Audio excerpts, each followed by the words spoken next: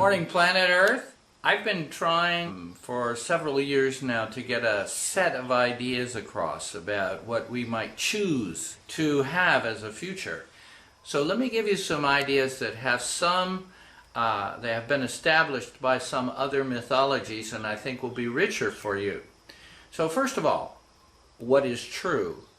What is really true at the moment is that every single country in this planet is joined by people who have a common understanding of what we're now doing as a planet. We are now listening to the same music. We are now eating the same food. We're now playing the same sports. We are fundamentally, culturally, one unified civilization now. And we have been for 30 years. It's simple. We're in the global age. After millennia of getting ready, all the little people on planet Earth, by golly, have arrived here at a place where we all know each other for the most part. The capitalists tried to get there by inventing a thing called a republic and a representative government. Well, that government, like every other large organization, became a bureaucracy. And the Soviets tried and the communists tried to create a dictatorship of the proletariat. And for the most part, that never helped us get closer to democracy. So they were both good ideas at the time, but frankly, we've got a surprise. In the midst of just passing through this high technology period of communications, we invented the World Wide Web. That's the most democratic tool that's ever come along by a factor of 10 at least. Our future resides on a base of the net-centric platform called the World Wide Web, where everybody gets most of the information they need, talk to who they need to talk to, buy what they need to buy, etc. And we need to shift our attention now to the bioregional organization of the planet. All the governments were not aligned with the climate and they weren't aligned with natural features. If we do that, then the government that resides there will have a unified way of making sound decisions that directly affect what goes on for people, not these grand compromise decisions that are good for one region of the country but not so good for the other. And governments need to put their resources in bioregions now, not in Washington and New York. But the truth is, we live in the biosphere. We live in the 7 miles above the Earth, so we need a biospheric reference when we look at how to mend our world and make it better. Just like the big surprise of the last century was the fact that we could propel ourselves through space and time, all the way from horses and buggies to going Mach 14 around Mars.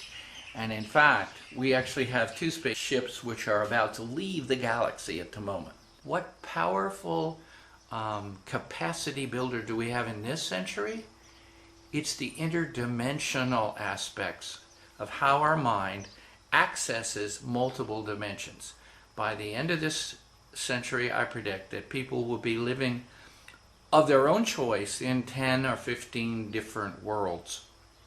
Worlds that are now available to us in dreams and in visions and whatnot, but this will be a place we get to because the psyche is going to start to get very slippery very soon. And so you need to have a little bit of a clutch in your decision-making process, because the world could get very busy, very different, very fast. And this could be, under normal circumstances, a weapon of mass distraction, to say the least. So knowing that, we can now move into the interdimensional age, where we will prepare for and expect to be telepathic. We'll prepare for and expect to receive information from other dimensions. And this is a very important shift in your thinking. My friend Tom Robbins offers the floral age. Yes, we have to make another marriage with nature and green this planet back to the level where it can produce the oxygen we need, again, to take care of the biosphere.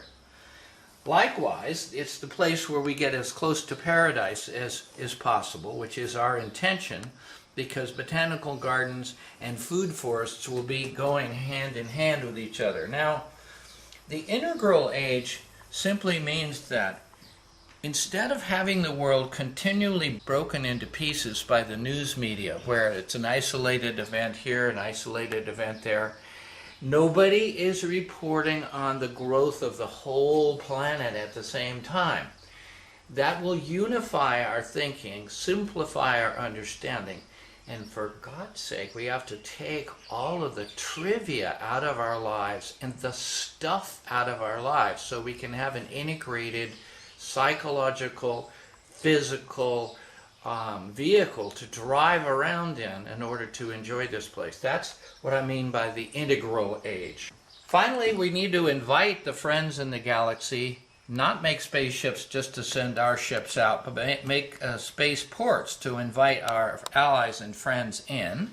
The galactic age has begun, and the Aquarian age, which astrologically has been predicted all along, whereby we will change the gold standard to the clean water standard, and the water bearer will come into play.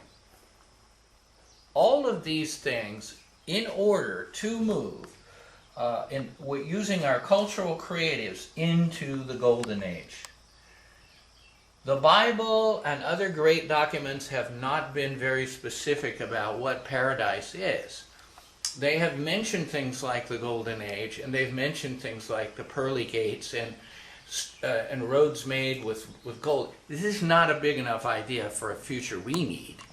And we do need a future at the end of this 100 years that will put us into this particular paradise-driven golden age, where we have all the benefits of growing our own food everywhere we need it, not spending half the planet's resources on moving food around, and at the same time live in that botanical wonderland that is planet Earth. And as Robert Mueller, Deputy Secretary of the United Nations, said, you know, the best mind shift we can have right now is to see our planet as paradise.